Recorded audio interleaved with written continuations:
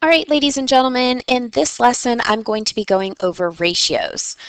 A ratio is a comparison of two amounts or numbers, and they can be written in three different ways. They can be written using the word to, so one way that would look like is saying 2 to, let's say, 3. Using a colon, you could write 2 colon 3, or writing it as a fraction, 2 over 3. The one thing that you have to be careful with, though, writing it as a fraction, it has to be comparing a part to whole. Okay, has to compare a part to whole. An example of that would be saying girls in the classroom compared to all the students in the classroom. That would be a part to whole. Or the boys in the classroom compared to all of the students in the classroom. That would also be considered a part to whole. Now we're going to go ahead and take a look at some sample SOL questions. Here we have Jorge's CD collection. For jazz, he's got 3 CDs, rock 8 CDs, and classical 1 CD. We're going to use this information in the table to help us figure out the different ratios for the questions. Now, the one thing that you have to be careful with is whenever you're writing ratios, it must be in the order in which the question is asking. And I'll show you what I mean by that.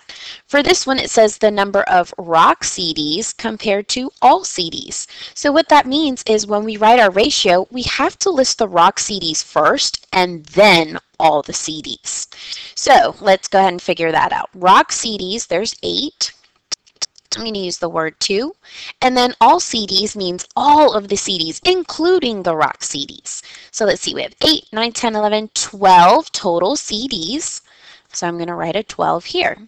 Another way we could write this is 8 colon 12.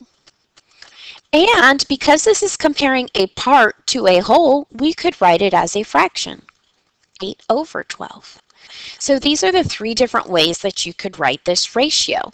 Now there are other ratios that we could write, like if we had simplified 8 over 12, for instance, 4 can go into 8 twice, and 4 can go into 12 3 times.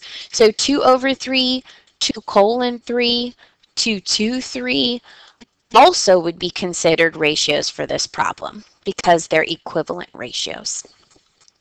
The next one says number of classical CDs compared to jazz CDs. So we have to list classical, then jazz. Classical, we only have 1. To jazz CDs, we have 3. So 1, 2, 3, 1 colon 3, and because this is comparing a part to part, we cannot write it as a fraction. So it would just stay like this. The last one says Ben has 24 CDs. Compare Ben's CDs to Jorge's CDs.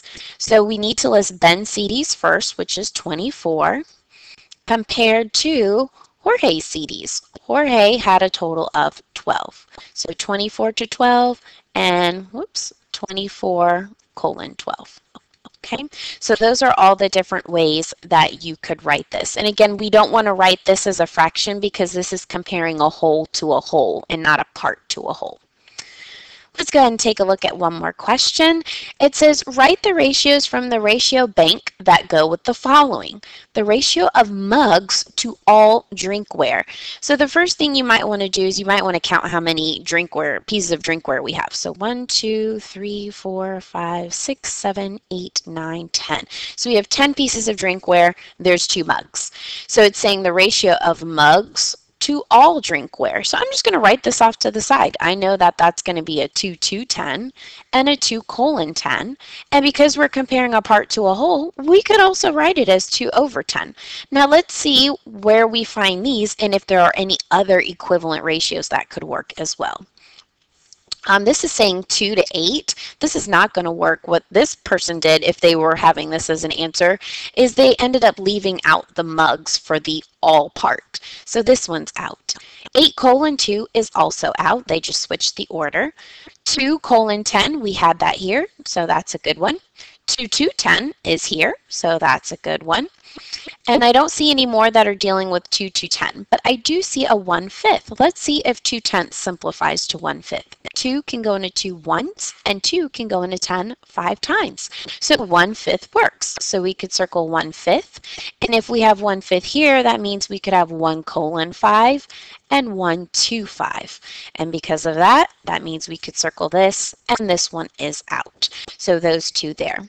So some important things to take away from this lesson. Remember, ratios can be written 3 ways: with the word to, with a colon, or as a fraction.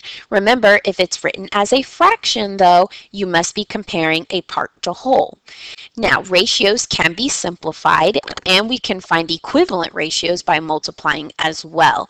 So don't just think that, oh, because I only got 2 to 10, that there couldn't be some other types of ratios that are equivalent to it. So those are the things that you definitely want to take away with this, and then make sure you do some practice so that you can get more familiar, more comfortable with this topic.